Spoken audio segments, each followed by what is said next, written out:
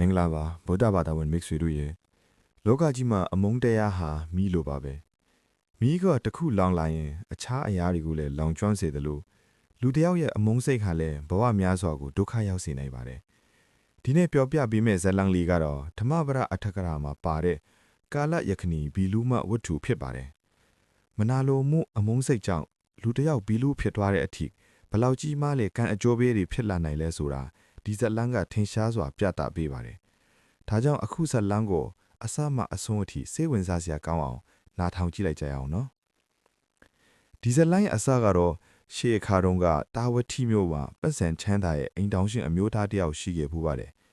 သူ့မှာဇနီးနှစ်ယောက်ရှိပြီးပထမဇနီးကအိမ်မှုကိစ္စတွေကိုကျွမ်းကျင်တဲ့အပြင်သဘောကောင်းတဲ့မိန်းမတစ်ယောက်လည်းဖြစ်ပါတယ်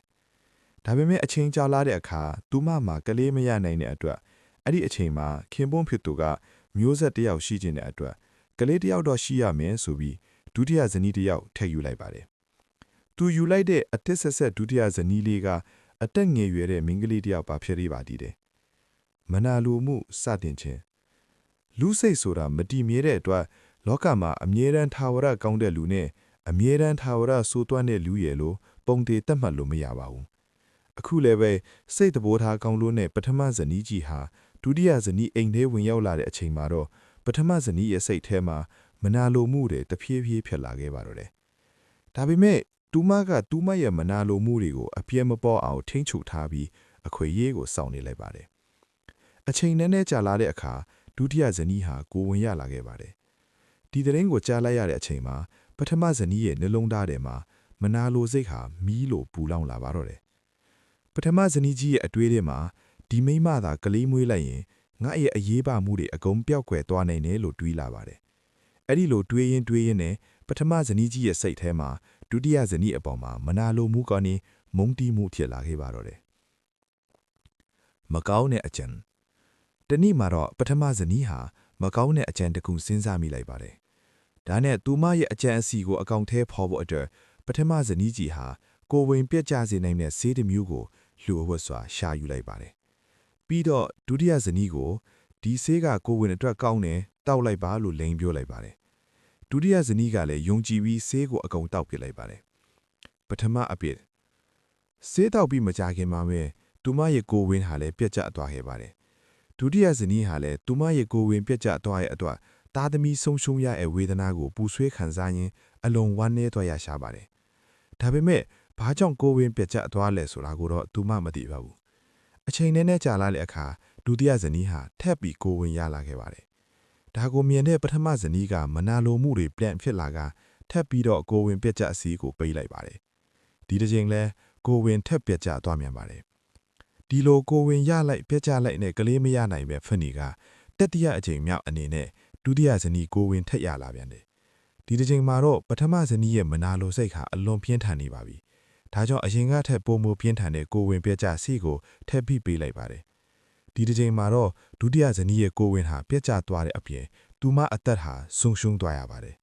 ဒီတစ်ချိန်မှာတော့တေဂာနီးမှာသူမကအမှန်ကိုထိသွားခဲ့ပါတယ်သူမရဲ့နှလုံးသားထဲမှာအလွန်နာကျင်ပြီးအယမ်းပြင်းထန်တဲ့အမုန်းတရားထက်လာခဲ့ပါတော့တယ်ပြီးတော့သူမကမသေးခင်မှာအောက်ပါစကားကိုပြောခဲ့ပါတယ်ငါ့ကိုဒီလိုဒုက္ခပေးတဲ့မိမကိုငါလက်စားကြည့်မယ်လို့ပြောကအဲ့ဒီလိုအမုန်းတရားစိတ်နဲ့ပဲဒုတိယဇနီးဟာတေဆုံးသွားခဲ့ပါတယ်ဆွဲလန်းတဲ့အမုန်းတရားစိတ်နဲ့တေဆုံးခဲ့ရတဲ့အတွက်သူမဟာဘီလူမတယောက်အဖြစ်နဲ့ပြန်လည်မွေးဖွားလာပါတယ်သူမရဲ့အမိကကာလယခဏီဘီလူမဖြစ်ပါတယ်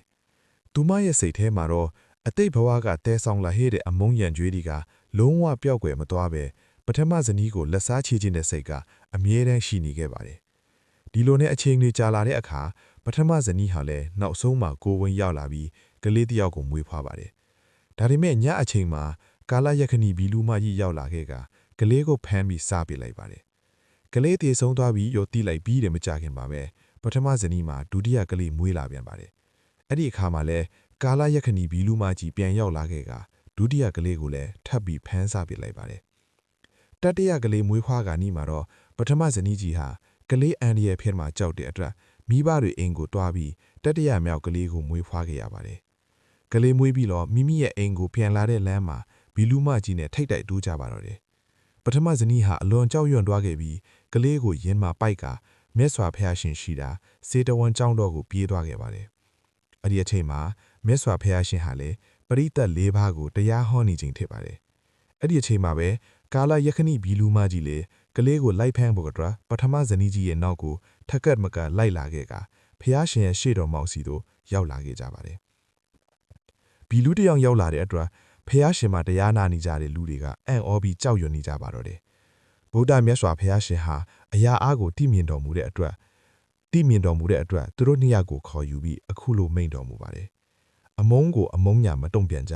မေတ္တာနဲ့သာတုံ့ပြန်ပါလို့ဘုရားရှင်ကမိန့်ကြားတော်လိုက်ပါတယ်။မြတ်စွာဘုရားရှင်ရဲ့တရားတော်ကိုကြားနာလိုက်ရတဲ့အခါမှာကာလယခဏီဘီလူမကြီးဟာသူမရဲ့အပြစ်တွေကိုနှောင်းတရားတွေရလာခဲ့ပြီးနောက်ဆုံးမှာတော့သူမကမုန်းတိမှုတွေကိုစွန့်ပြေပြီးအဲ့ဒီမိန်းမနဲ့ကလေးကိုကာကွယ်စောင့်ရှောက်မယ်လို့ကတိပေးလိုက်ပါတယ်။ဒီဝတ္ထုကပြောပြတဲ့သင်ခန်းစာကတော့မနာလိုမှုဟာလူတစ်ယောက်ကိုဘီလူဖြစ်စေတဲ့အထိကြီးမားတဲ့အကစ်ကိုဖြစ်စေနိုင်ပါတယ်။ဒါပေမဲ့မေတ္တာတရားကသာအမုန်းတရားကိုအဆုံးသတ်နိုင်ပါတယ်။ဗုဒ္ဓဘာသာမိတ်ဆွေတို့ရေလောကမှာအမုန်းနဲ့မုန်းတီးမှုတွေကိုမေတ္တာနဲ့သာအနံ့ယူနိုင်ပါတယ်။ဒါကြောင့်ကျွန်တော်တို့ဘဝမှာလည်းမနာလိုမှုတွေကိုစွန့်လွတ်ပြီးမေတ္တာတရားနဲ့နေထိုင်ကြမယ်ဆိုရင်ဘဝဟာပိုပြီးအေးချမ်းလာပါလိမ့်မယ်။ဇာလန်လေးကတော့ဒီလောက်ပါပဲ။ဒီဗီဒီယိုလေးကိုကြိုက်နဲ့တက်ကြမယ်ဆိုရင် like and subscribe လုပ်ပေးသွားကြပါအောင်နော်။နောက်ထပ်ဘယ်ဇာလန်ကိုတီးချင်ကြပါသလဲ။တီးချင်တဲ့အောက်မှာ man ခဲ့ကြပါအောင်နော်။အဆုံးထိကြည့်ရှုပေးခဲ့ကြတဲ့အတွက်အားလုံးကိုကျေးဇူးတင်ပါတယ်ခင်ဗျာ။